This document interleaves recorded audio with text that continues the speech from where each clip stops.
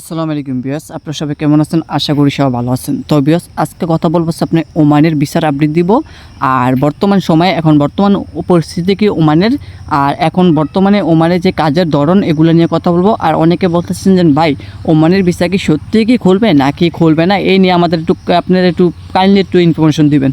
তো বিয়াস, আজকে এই বিষয়ে কথা বলতে সম্পূর্ণ ভিডিওটা শুরু করার আগে আপনি যদি আমার চ্যানেল নতুন হয়ে থাকেন তাহলে অবশ্যই চ্যানেলটা সাবস্ক্রাইব করে পাশে থাকা বেল আইকনটা অন করে দিবেন, কারণ এই চ্যানেলে ওমানের ভিসা সম্পর্কে নিয়মিত ভিডিও আপলোড করা হয়। তো অবশ্যই চ্যানেলটি সাবস্ক্রাইব করে পাশে থাকা বেল আইকনটা অন করে দিবেন। তো বেশ, এখন মূল বিষয়ে চলে যাই। ওমানের যে লেবার ভিসা আছে বর্তমানে আপনাদের এটা কি সত্যিই চালু হবে? ভাই দেখেন, এখন বর্তমানে আমি আপনাদেরকে যে আপডেটগুলো দিচ্ছি এগুলো কিন্তু অফিসিয়ালিভাবে কোন আপডেটগুলো, ঠিক আছে?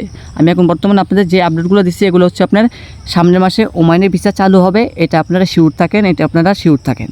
সামনের মাসে ওমানের যে লেবার ভিসা আছে এটা কিন্তু আপনার খুলতে যাচ্ছে। অনেকে বলতেছেন সামনের মাসে ওমানের লেবার ভিসা খুলবে না, কিছুজন বলতেছে 26 সালেও খুলবে না। তো এটা সম্পূর্ণ ভুল, সম্পূর্ণ ফেক নিউজ। ওমানের যে লেবার ভিসা আছে এটা হচ্ছে আপনার 26 সালেই খুলবে এবং কি সামনের মাসেই খুলতেছে। আর বর্তমানে যারা নতুন যারা ওমানে আসবেন আপনাদের একটা জিনিস কিন্তু মাথায় রাখতে হবে, অবশ্যই আপনাদের কাজের স্কিল থাকা লাগবে। আপনাদের যে কোনো একটা কাজের কিন্তু একটা স্কিল থাকতে হবে, কারণ ভাই ওমানে কিন্তু আপনার ওমান আরব এগুলোতে কিন্তু আপনার খুব হার্ডলি কাজ, হার্ড বলতে কীরকম আপনার একটু কষ্টের কাজ, ঠিক আছে? তো যে সকল মানুষের কাজ করেন না নতুন, ভাই আপনাদেরকে বলবো একটু কাজ শিখেন।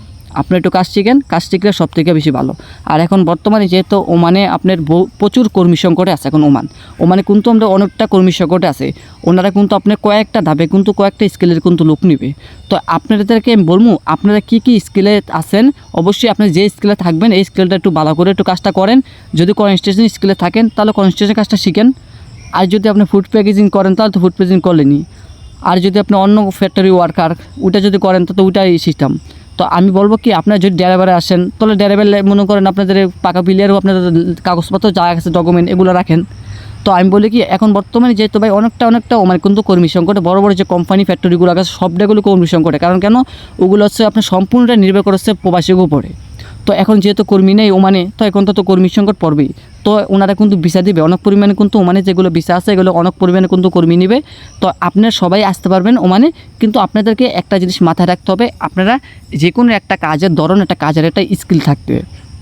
যেমন যে কোনো একটা কাজে যদি আপনাদের স্কিল থাকে তাহলে কিন্তু আপনি ওমানে আসার পরে আপনাদের কোনো সমস্যা হবে না, এবং কি আপনার ঠিকঠাক মতন ওমানে এসে কাজ করতে পারবেন, আপনাদের কোনো প্রবলেম হবে না। আর যদি কাজের কোনো স্কিল না থাকে তাহলে কিন্তু আপনারা ওমানে এসে কিন্তু ভাই আপনাদের অনেকটা প্রবলেম হবে কেন, আপনি কাজ করতে পারবেন না এক কথা। আর কথা হচ্ছে কোম্পানি আপনাকে পছন্দ করবে না।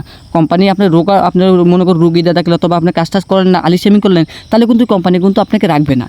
তো এত টাকা দিয়ে আপনি যদি বিদেশ আসেন ভাই, যদি মনে করেন ফ্যামিলির হাল ধরতে আসেন, তাহলে যদি আপনি রিটার্ন যান বাংলাদেশে তাহলে কিন্তু ফ্যামিলি ক্ষতিগ্রস্ত অনেকটা হইব। তো আমি বলবো যাদের কাজের স্কিল আছে একমাত্র তারাই একটু আপনার ওমানের ভিসা পাবেন, আর যাদের কাজের স্কিল নাই তারা ওমানের ভিসা পাবেন ঠিক, কিন্তু ভাই আপনি ওইখানে গিয়ে ইনস্টল করতে পারবেন না, ওইখানে গিয়ে আপনি থাকতে পারবেন না। তো সবাইকে বলবো যে আপনারা যে দিক দিয়ে আসেন আপনারা একটু কাজের একটু স্কিল রাখেন যাতে আপনাদের সমস্যা না হয়। তো আশা করি বিষয়টা বুঝতে পারছেন। তো ওমানে নেক্সট আপডেট অথবা ভিডিওর জন্য অবশ্যই চ্যানেলটা সাবস্ক্রাইব করে পাশে থাকা বেল আইকনটা অন করে দেন।